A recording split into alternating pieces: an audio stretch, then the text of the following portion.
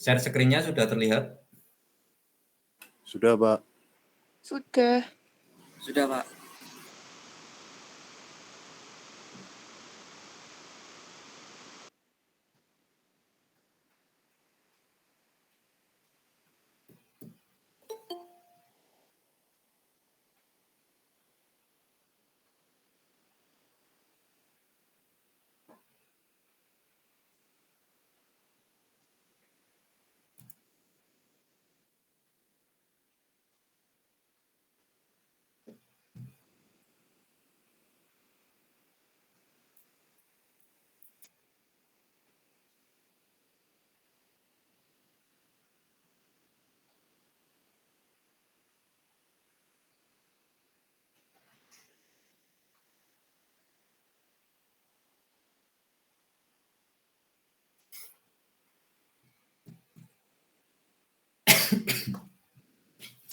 Ya baik ya, sambil menunggu yang lain kita mulai saja.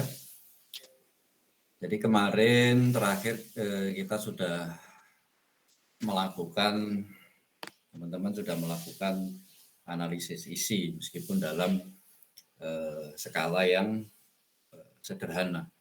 Karena memang tidak mungkin bisa melakukan semua aplikasi statistik komunikasi untuk semua metode, ya. Karena biasanya itu satu metode itu diperlukan waktu 1 semester gitu ya. Tapi nanti prinsip dasar statistiknya itu akan kita latih bersama ya, karena tanpa kita latih, tanpa praktek langsung, aplikasi langsung itu juga percuma gitu ya, karena bicara tentang statistik dengan segenap kompleksitas rumus, kompleksitas data, angka, dan seterusnya, itu menjadi tidak mungkin jika tidak kita praktekkan atau tidak kita uji coba.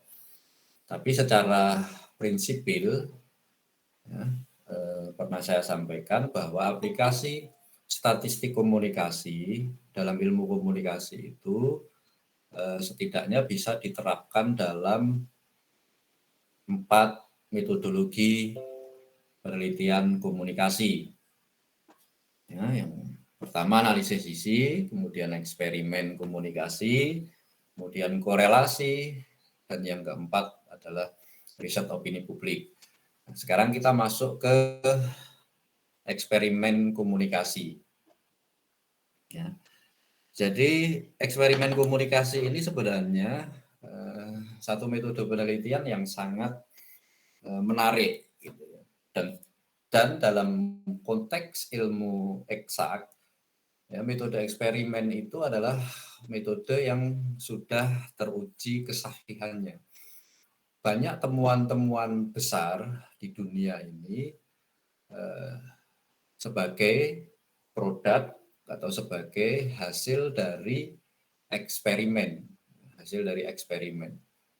Jadi munculnya teori-teori besar, apakah teori relativitas, apakah teori gravitasi, itu semua berasal dari sebuah eksperimen.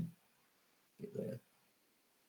Bahkan untuk menemukan teori gravitasi yang itu berpengaruh besar dalam perubahan cara pandang manusia terhadap dunia, itu harus dilakukan uji coba sampai ribuan kali, eksperimen sampai ribuan kali. Jadi metodologi eksperimen komunikasi itu memang dipengaruhi oleh metode eksperimen dalam ilmu eksak. Ya. Ketika masa SMP, SMA dulu, teman-teman pasti pernah melakukan penelitian eksperimen, pernah melakukan eksperimen uji coba di laboratorium sekolah masing-masing. Banyak sekali berbagai macam uji coba yang dilakukan ketika masa sekolah, masa SMP maupun SMA. Apakah itu eksperimen fisika, apakah itu eksperimen kimia, atau eksperimen biologi. Ya, itu banyak dilakukan. eksperimen fisika, eksperimen kimia, mencampur berbagai formula, kemudian eksperimen biologi yang paling banyak adalah uji coba bagaimana ketika biji-bijian, apakah itu biji kacang hijau, ditaruh di kapas yang diberi air, kemudian ditaruh di laboratorium, diamati dari waktu ke waktu, dari jam ke jam, dari hari ke hari, kemudian dicatat dinamika perkembangannya, perubahannya dari waktu ke waktu. Setelah sekian jam, apa yang terjadi pada biji, sekian jam berikutnya, sudah mulai tumbuh tunas, sekian jam berikutnya tumbuh, sekian hari tumbuh daun, mulai membesar sekian hari, dan seterusnya. Sehingga pada akhirnya bisa disimpulkan bahwa dari biji kacang hijau sampai menjadi tumbuhan itu diperlukan waktu berapa hari.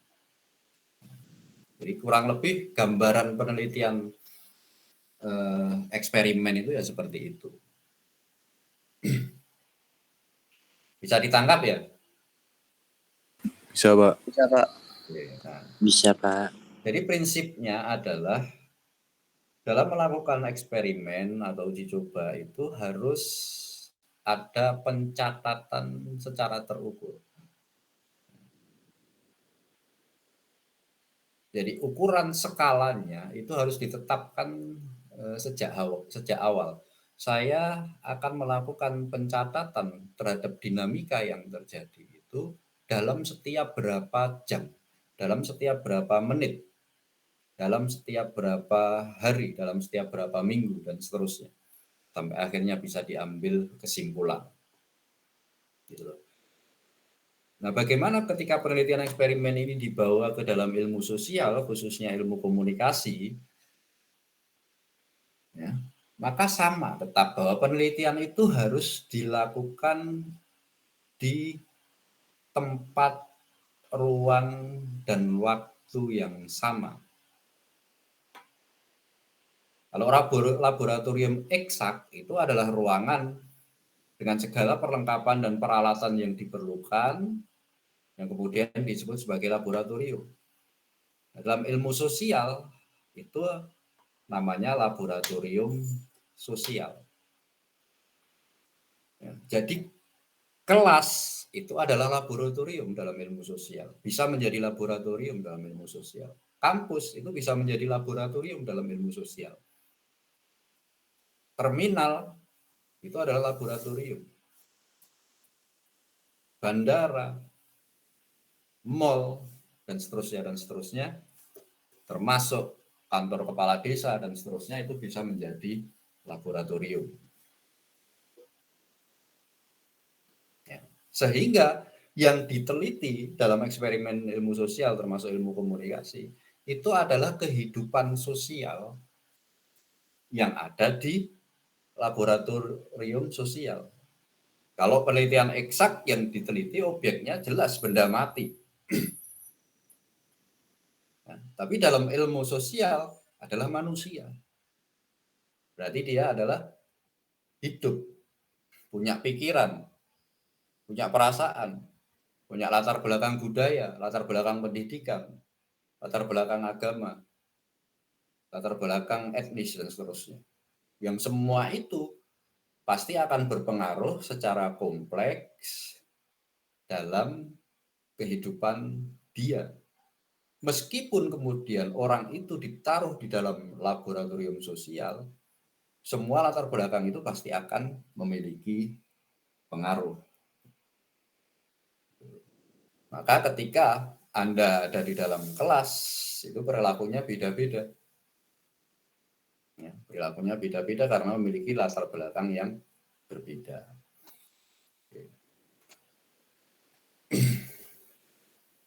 Nah, statistik dalam penelitian eksperimen ini sangat sederhana. Jadi, seperti dalam ilmu eksak, dia hanya mengukur frekuensi.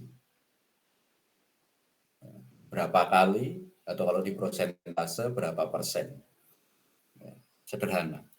Tapi kelebihan dari penelitian eksperimen ini adalah basis datanya jelas berdasarkan ruang dan waktu yang jelas, kemudian bisa melahirkan simpulan yang bisa dipertanggungjawabkan karena semua serba tercatat.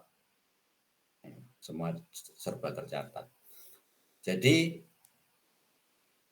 secara sederhana, kalau teman-teman mau melakukan penelitian eksperimen komunikasi, itu ya buatlah lab dulu. Tetapkan labnya apa. Misalnya kelas. Berarti teman-teman bisa melakukan pencatatan di dalam kelas itu apa saja yang terjadi dari waktu ke waktu. Tetapkan dulu ukurannya. Apakah 5 menitan, apa 10 menitan, apa 15 menitan sampai acara di kelas selesai. Nah, itu akan tergambar jelas ketika kita melihat beberapa contoh ini.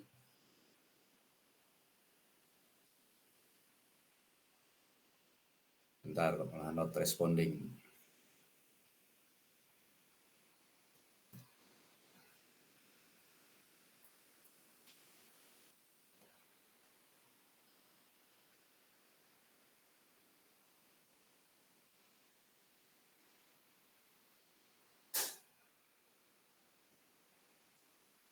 Belum berpindah ya slide-nya?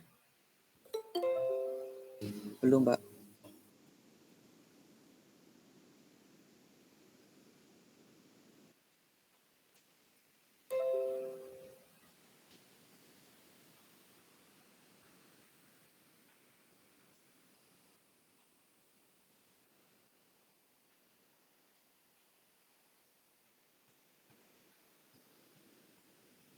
Bentar ya, sabar, ini ada loading.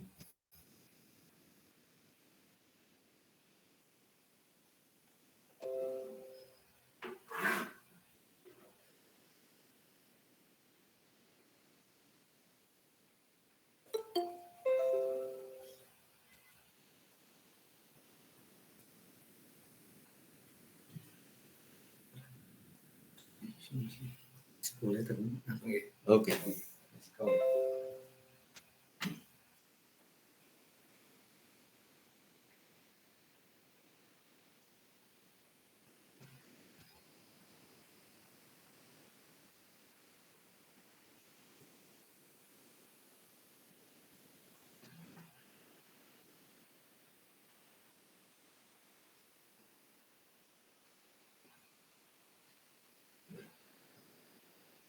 Oke.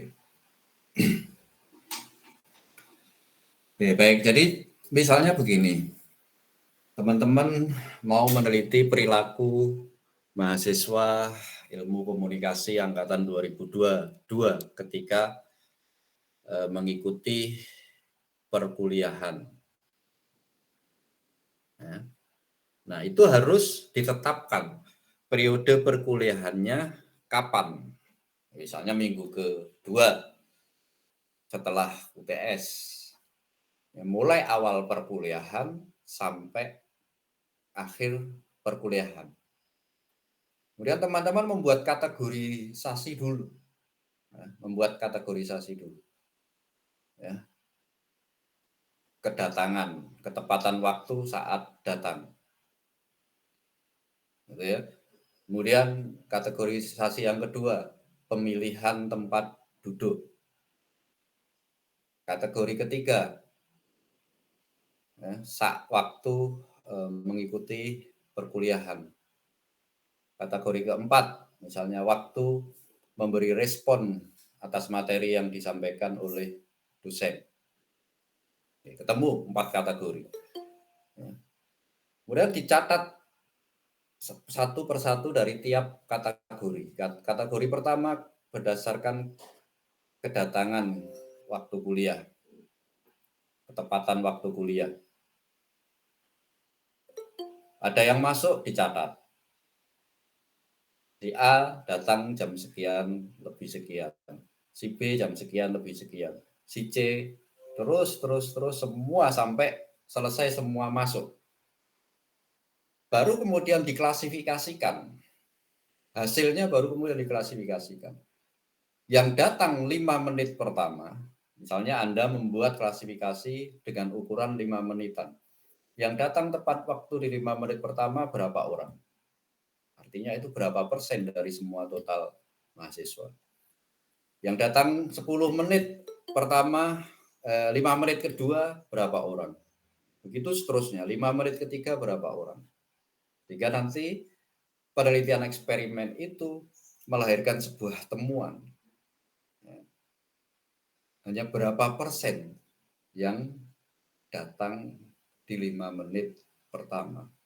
Atau bahkan nanti temuannya bisa mayoritas mahasiswa ternyata datang di 5 menit ketiga dan selebihnya. Nah, itu sudah bisa dianalisis, itu menunjukkan gejala apa. Kemudian pencatatan pada waktu pemilihan tempat duduk. Yang datang pertama milih tempat duduk barisan berapa? Dicatat. Yang datang berikutnya memilih barisan tempat duduk berapa? Begitu seterusnya. Ya, sehingga dari data itu akan terlihat bahwa ternyata mayoritas mahasiswa yang datang lebih awal itu memilih tempat duduk di bagian tengah ke belakang. Misalnya temuannya seperti itu. Nah, itu sudah jadi fenomena yang bisa dianalisis. Kemudian kategori ketiga, waktu mengikuti penyampaian materi oleh dosen. Catat, 5 menit pertama, seluruh mahasiswa dengan seksama mengikuti materi yang disampaikan oleh dosen.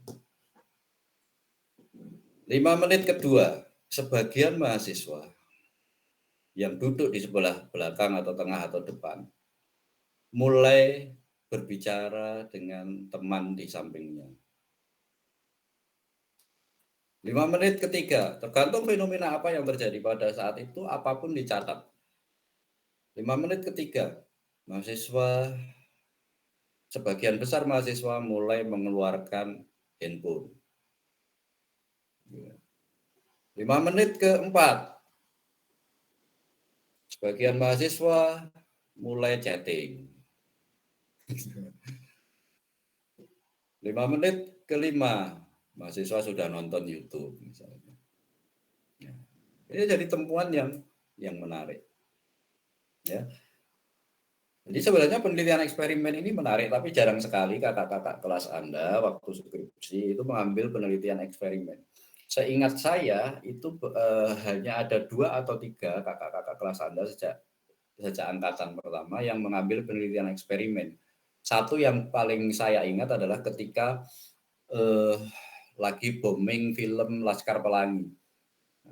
Dia melakukan penelitian laboratorium terhadap siswa SD, ya, dimasukkan ke dalam kelas, otomatis kelas itu menjadi lab, laboratorium sosial. Ya, kemudian diajak nonton film Laskar Pelangi bareng-bareng bersama-sama. Lalu dia mencatat dari waktu ke waktu itu dia menggunakan ukuran 10 menitan. Ya, tiap 10 menit apa yang terjadi pada anak-anak itu saat menonton film Laskar Pelangi. Respon, ekspresi, cara duduk, cara memperhatikan, dan seterusnya dicatat semua. Dan kemudian akhirnya setelah menonton film selesai, itu diwawancara satu-satu. Dari siswa itu diwawancara satu-satu. Ternyata hasilnya sungguh mengejutkan. Bahwa mereka hampir semua anak-anak yang menonton itu menyatakan suka, menyatakan sangat senang, sangat gembira bisa menonton film Laskar Pelangi. Tapi ketika diminta untuk menceritakan ulang, itu tidak sampai 15% siswa yang bisa menceritakan ulang. Ya, tidak sampai 10% yang bisa mengambil inti atau inti dari tema film. Dan tidak ada dan tidak sampai 5% yang memahami hikmah di balik film Laskar Pelangi. Itu temuan yang menarik. Temuan yang menarik. Jadi semacam itu bisa, ya. Anda misalnya sekarang eranya medsos, ya, eranya medsos. Ketika terjadi misalnya sekarang ini lagi ramai, lagi geger tentang pro kontra soal nasab habaib, bisa saja teman-teman melakukan penelitian bagaimana tanggapan mahasiswa UTM misalnya tentang fenomena pro kontra wacana nasab habaib di media sosial YouTube misalnya. Dengan cara mereka dimasukkan ke dalam laboratorium, ke dalam kelas, diputarkan beberapa YouTube, beberapa konten yang pro dan yang kontra dengan seimbang. Misalnya yang pro 3, YouTube yang pro 3, YouTube yang kontra 3. Nah, kemudian dicatat mulai dari ekspresinya, responnya, gitu ya, sampai nanti setelah selesai diwawancarai. Ya, diwawancarai ya, mulai pendapat terhadap masing-masing video sampai terhadap isu utama. Oke. Bisa dipahami secara sepintas eksperimen? Bisa, Pak. Bisa, Pak. Sederhana, mudah dilakukan, bisa dilakukan oleh semua mahasiswa dan seringkali bisa melahirkan temuan yang menarik. Jadi misalnya ya, fenomena antri ketika masyarakat, terutama emak-emak, mengambil jatah BLT, bantuan langsung tunai di kantor kelurahan. Itu bisa jadi penelitian eksperimen, bisa menjadi penelitian komunikasi. Tinggal Anda membuat kategorisasinya saja berdasarkan teori yang Anda pakai, yang Anda gunakan. Itu kan fenomena menarik.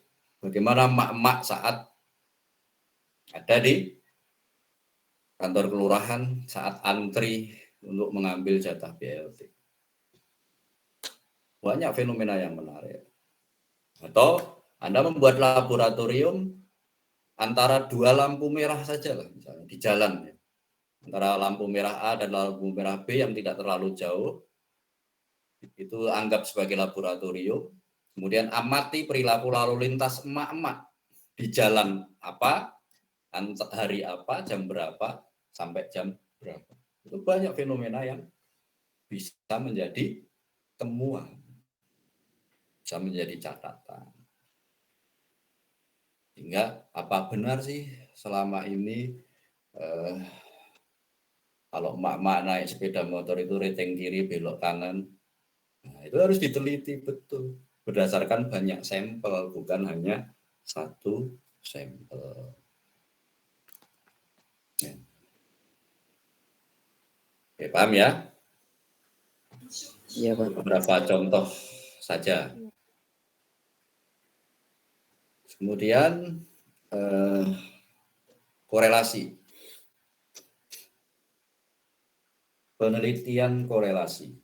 Ini adalah penelitian yang di perguruan tinggi Negara Kesatuan Republik Indonesia itu paling banyak dilakukan oleh mahasiswa, baik S1, S2 maupun S3. Sampai tahun 2000, itu 90% penelitian mahasiswa di berbagai perguruan tinggi di Indonesia, itu metodenya adalah korelasi. Ini metode paling populer. Ya, sampai tahun 2010-an itu terus mengalami penurunan, ya, itu sampai tinggal sekitar 60-70%. Sampai 2010 sampai 2020 itu tinggal 50%. 2020 ke sini itu masih cukup banyak, antara kisaran 40%, tapi di FISIP, khususnya di prodi ilmu komunikasi, penelitian korelasi tidak disarankan untuk diambil karena sudah terlalu banyak dilakukan. Sampai-sampai tidak disarankan. Bukannya tidak boleh, tapi tidak disarankan. Jadi biasanya pembimbing-pembimbing itu ketika ada mahasiswa yang mau mengambil metode korelasi itu akan bertanya, apa kamu nggak punya alternatif yang lain? Kalau punya, apa? Dibantu oleh dosen pembimbing untuk merumuskan.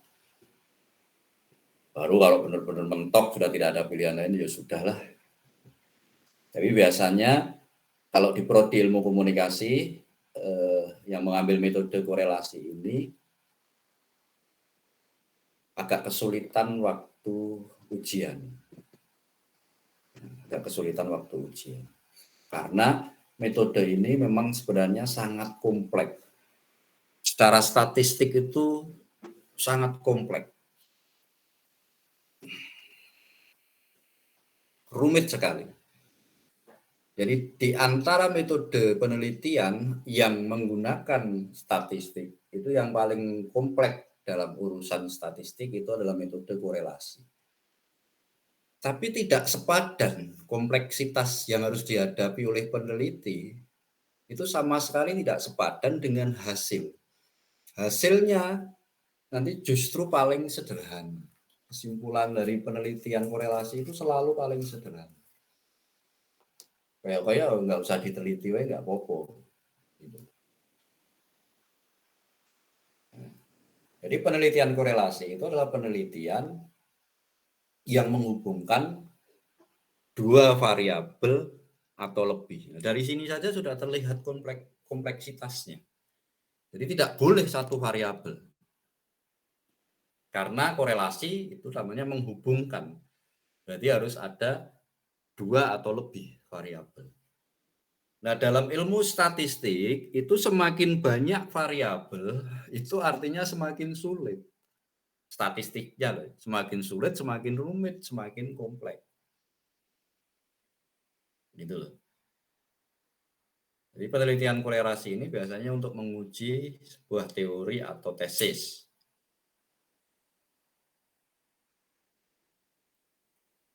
Nah, ini bahasa-bahasanya terlihat. Jadi kalau Anda membaca penelitian-penelitian, apakah itu skripsi, tesis, disertasi yang judulnya itu ada pengaruh,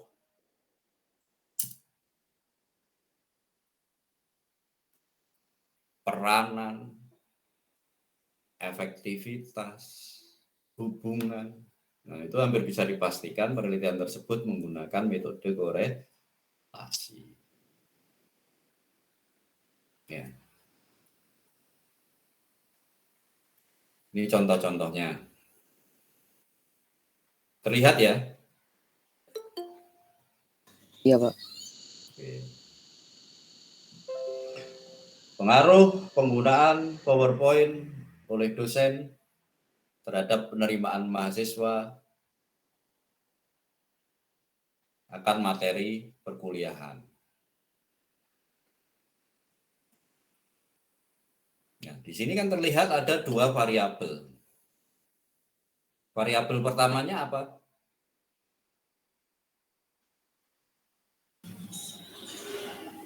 Ayo, variabel pertamanya apa? Penggunaan PowerPoint ini disebut variabel 1. Yang seringkali dalam bahasa metodologi itu disebut variabel independen.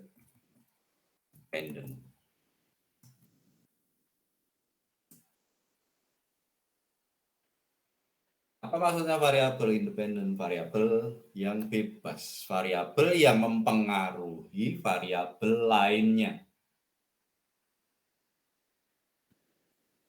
Sedang variabel yang kedua adalah penerimaan mahasiswa terhadap materi perkuliahan. Ini adalah variabel kedua yang sering disebut sebagai variabel dependent atau variabel terikat.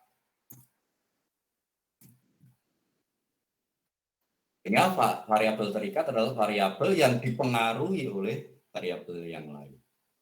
Jadi catat ini ya. Jadi variabel independen itu variabel yang mempengaruhi variabel lainnya. Sedang variabel dependen adalah variabel yang dipengaruhi oleh variabel lainnya. Jadi penggunaan PowerPoint itu dianggap mempengaruhi variabel penerimaan mahasiswa. Variabel penerimaan mahasiswa dianggap dipengaruhi oleh penggunaan PowerPoint.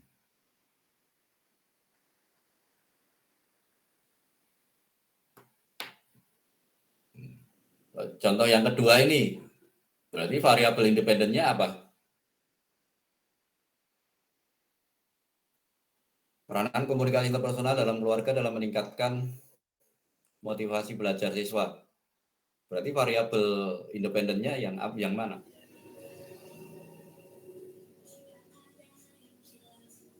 Peranan komunikasi interpersonal dalam keluarga, terus yang dependennya yang meningkatkan motivasi belajar. Ya. Di intinya begitu. Jadi model-model judul penelitian dalam metode korelasi, efektivitas komunikasi organisasi di Badan Eksekutif Mahasiswa UTM dalam meningkatkan prestasi kegiatan ekstra kampus, hubungan antara komunikasi interpersonal dalam peer group dengan penyelesaian masalah perkuliahan pada mahasiswa. Misalnya. Jadi intinya penelitian korelasi itu adalah menguji apakah betul variabel independen itu mempengaruhi variabel dependen. Apa betul variabel independen itu berhubungan dengan variabel dependen. Nah, itu nanti diuji secara statistik dengan sangat kompleks. Ada berbagai varian, berbagai jenis pengujian statistik. Ada uji Z, ada uji T dengan segala rumusnya. Macam-macam. Nah, sayangnya dengan kompleksitas yang harus dihadapi oleh peneliti dalam hal statistik seperti itu, nanti itu temuan penelitian ini begitu sederhana. Bunyi kesimpulan itu sederhana. Jadi misalnya contoh satu ini ya, ketika sudah diteliti dan diuji secara statistik, nanti kesimpulannya hanya berbunyi begini. Penggunaan PowerPoint oleh dosen terhadap penerimaan mahasiswa akan materi perkuliahan terbukti secara signifikan. Itu saja temuannya. Atau kalau tidak terbukti ya tidak terbukti secara signifikan.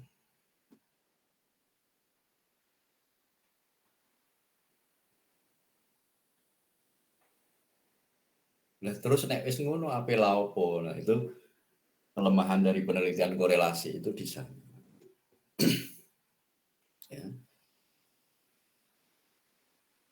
Kelemahannya ada di sana. Sehingga rata-rata teman-teman kakak-kakak kelas Anda yang mengambil skripsi dengan metode korelasi itu kesulitan di saat ujian.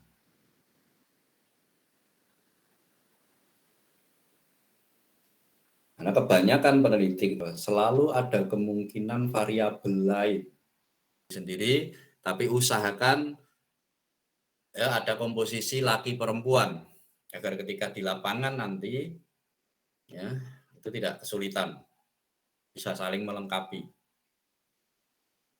Ya.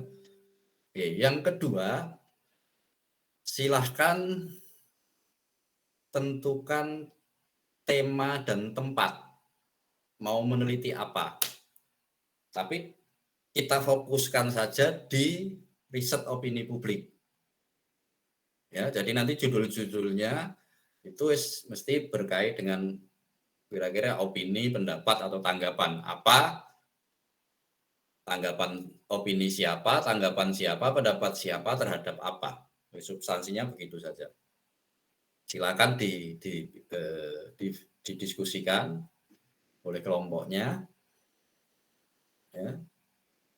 Kalau ternyata sampai hari H nanti belum menemukan tema, ya, itu baru akan saya berikan tema.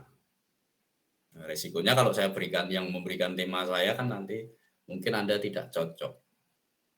Apakah temanya, apakah tempatnya tidak cocok.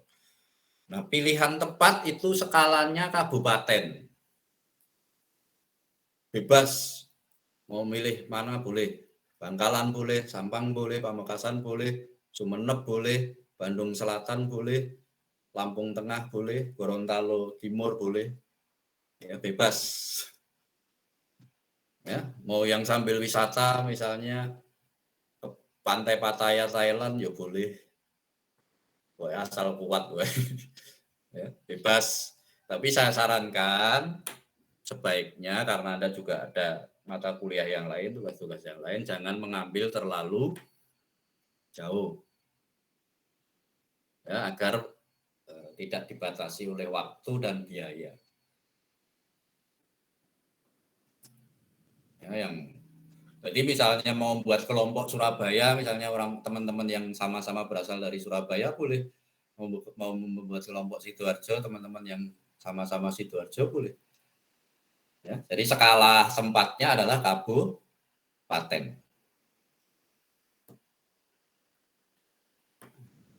Temanya membuat kuesioner. Alat untuk mendapatkan data dalam penelitian kuantitatif itu adalah kuesioner. Ya, dari Kamis itu masing-masing kelompok nanti saya pandu itu sudah membuat kuesioner dari tema yang sudah saya setujui. Ya. Setelah kuesioner oke, minggu berikutnya berarti minggu keempat itu Anda sudah turun ke lapangan. Ya, sudah turun ke lapangan. Minggu kelima ya, kita melakukan analisis data statistik atas hasil penelitian kalian dari lapangan. Ya. Minggu ke-6 sudah menuliskan laporan, minggu ke-7 dikumpulkan sebagai bahan penilaian UAS. Bisa ditangkap? Jawab. Paham. Ya, jadi sekali lagi silakan membuat kelompok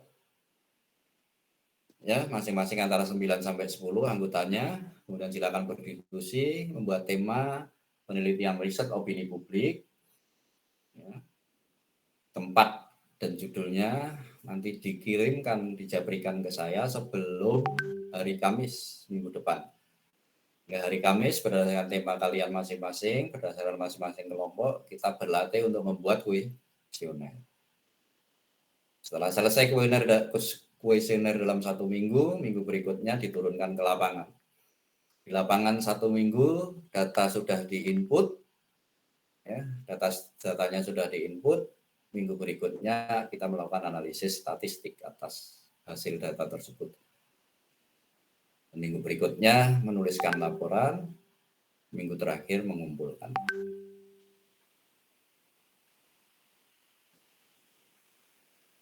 Ya, nanti otomatis ketika kita belajar analisis statistik, ketika kita praktek melakukan analisis statistik, itu prinsip dasarnya sama untuk semua metodologi. Jadi kalau Anda sudah bisa analisis statistik untuk riset opini publik, itu nanti bisa digunakan untuk metode yang lain. Ya, bisa digunakan untuk metode yang lain. Oke, baik. Ada pertanyaan? Waktu di layar tinggal 3 menit.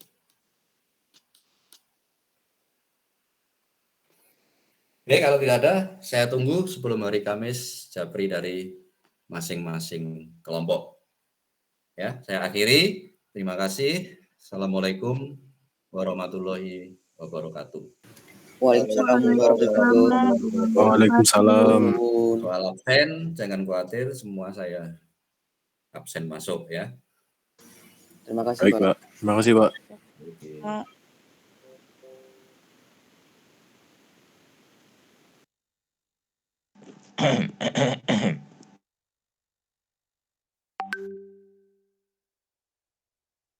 Iya, Manut kelompok PR kena. boleh.